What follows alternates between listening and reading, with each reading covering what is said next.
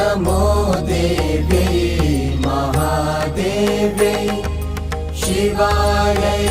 सततं नमः नमः प्रकृत्यै भद्रायै नियताः प्रणताः स्मृताः रौद्रायै नमो नित्यायै गौर्यै धात्र्यै नमो नमः ज्योत्स्नायै चेन्दुरूपिण्यै सुखायै सततम्